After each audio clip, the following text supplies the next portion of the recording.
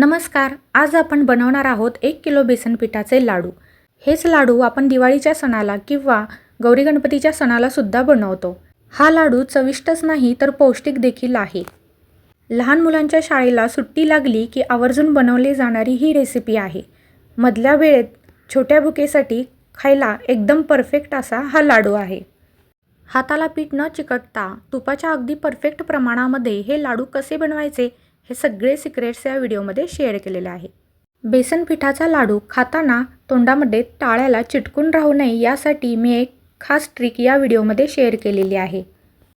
चला तर मग रेसिपीला सुरुवात करूया. इथे मी 1 किलो हरभऱ्याची डाळ तव्यावरती भाजून घेत आहे.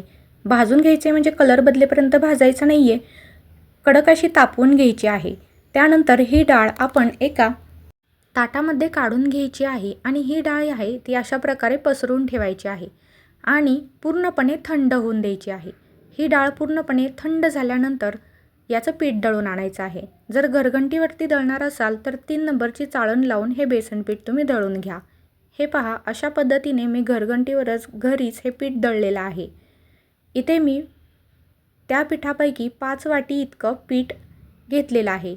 हे पीठ मी या वाटीच्या मापाने घेतलेलं आहे. वजनी प्रमाणात हे बेसन पीठ जे आहे ते 1 किलो इतकं मी घेतलेलं आहे. आता या व्हिडिओमध्ये 1 किलो बेसन पिठाचे लाडू कसे बनवायचे ते आपण बघतोय. तर सर्वात आधी गॅसवरती कढई गरम करून घ्यायची. त्यामध्ये मी सुरुवातीला 4 ते 5 चमचे तूप घेत आहे. इथे पूर्ण रेसिपी बनवण्यासाठी मला ज्या वाटीच्या मापाने आपण पीठ घेतले होते त्याच वाटीच्या मापाने 1.5 वाटी इतकं तूप लागलेलं आहे. तूप चांगलं कढईमध्ये गरम होऊन द्यायचं. त्यानंतर यामध्ये आपण घेतलेलं जे बेसन पीठ आहे ते घ्यायचं आहे. गॅसची फ्लेम लोच ठेवायची आहे आणि लो फ्लेमवरतीच हे पीठ जे आहे ते तुपामध्ये व्यवस्थित मिक्स करून घ्यायचं आहे.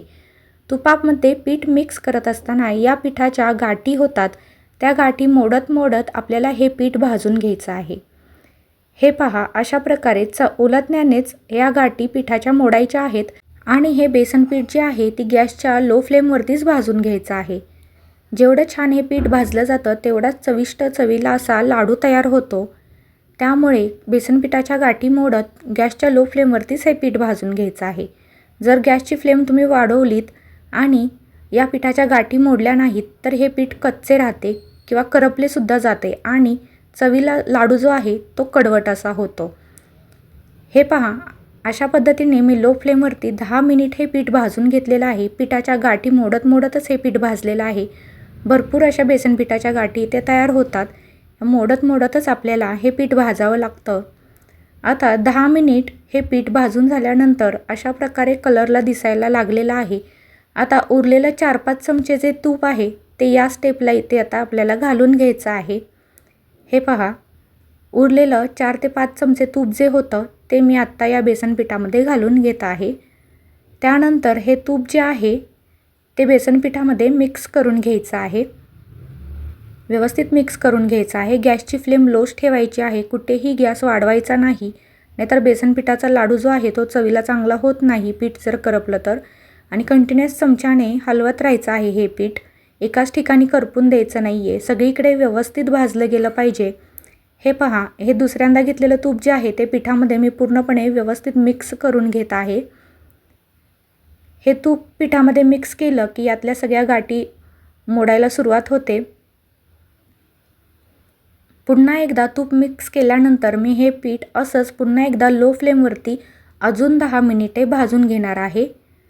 जेवढं हे पीठ चांगलं भाजलं जाईल तेवढा लाडू चवीला खूप छान लागतो. कमीत कमी 20 ते 25 मिनटं हे पीठ भाजायला लागतात.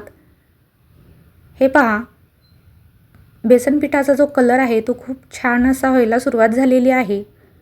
अशा प्रकारे कलर या बेसन पिठाचा व्हायला पाहिजे. दुसऱ्यांदा तूप घेतल्यानंतर मी 10 मिनिट हे पीठ पुन्हा एकदा भाजून घेतलं. त्यानंतर असा थोडासा पाण्याचा शिंतोडा याला द्यायचा.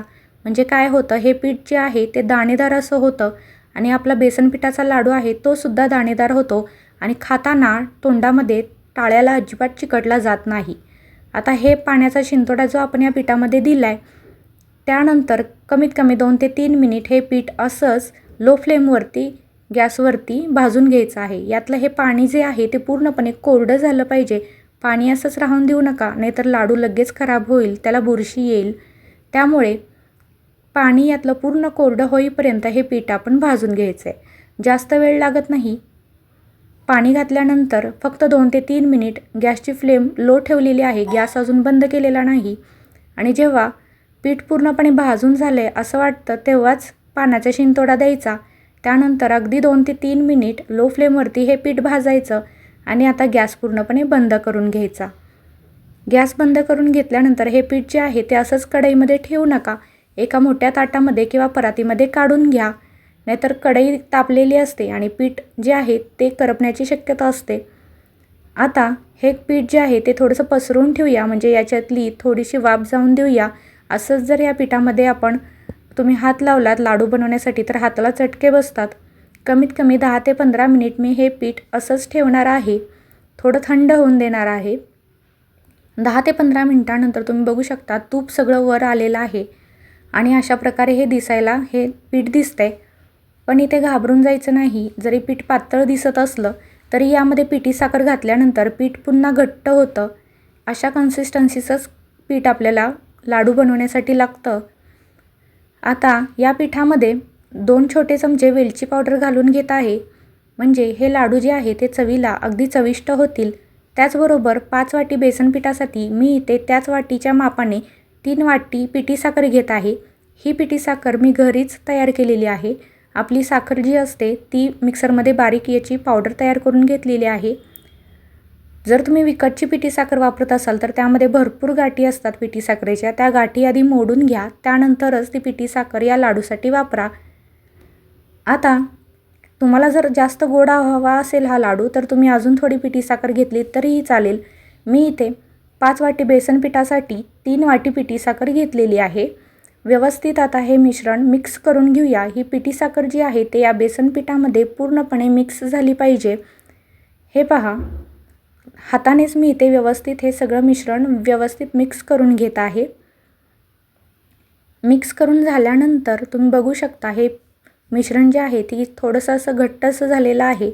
मगाशी खूप पातळ दिसत होतं, आता व्यवस्थित हे लाडू बनवण्यासारखं मिश्रण झालेलं आहे। थोडंसं हे मिश्रण घेऊया आणि एका हाताने तुम्ही बघू शकता लाडू किती छान वळला जातोय। लाडू वळताना हात अजिबात दुखून येत नाहीत। एका हाताने सुद्धा सहज हा लाडू बनवता येतो आणि खूप छान लाडू तयार होतो। तयार आहे आपला बेसन पिठाचा हा लाडू। अजून एक लाडू मी तुम्हाला इथे बनवून दाखवते। आपण घेतलेल्या प्रमाणामध्ये इथे या पिठाचे 30 ते 35 लाडू मीडियम साईजचे अगदी व्यवस्थित तयार होतात। अशा प्रकारे मी इथे या सर्व बेसन पिठाचे लाडू तयार करून घेत आहे। दुसरा लाडूसुद्धा अगदी खूप छान तयार झालेला आहे। हाताला सुद्धा अजिबात पीठ कुठेही चिकटलं जात नाही आणि एका हाताने लाडू सहज वळता येतोय। अगदी खूप छान लाडू इथे तयार झालेले आहेत। हे लाडू जे तयार केलेले आहेत ते तुम्ही 1-1.5 तास असेच बाहेर ठेवा। थोडेसे सुकल्यानंतर मग हवाबंद डब्यामध्ये भरून ठेवा। हे पहा, एकदम सॉफ्ट आणि तोंडात टाकताच विरघळणारे बेसन पिठाचे लाडू आपले तयार झालेले आहेत। ही रेसिपी तुम्हाला कशी वाटली मला कमेंट करून नक्की सांगा। बेसन पिठाचे लाडू हा व्हिडिओ जर तुम्हाला आवडला असेल तर व्हिडिओला एक लाईक आणि शेअर नक्की करा। तसेच हा व्हिडिओ तुमच्या मित्रपरिवारामध्ये नक्की शेअर करा। पुन्हा भेटूया पुढच्या व्हिडिओमध्ये अशाच एका नवीन रेसिपीसोबत। हा व्हिडिओ पाहिल्याबद्दल धन्यवाद।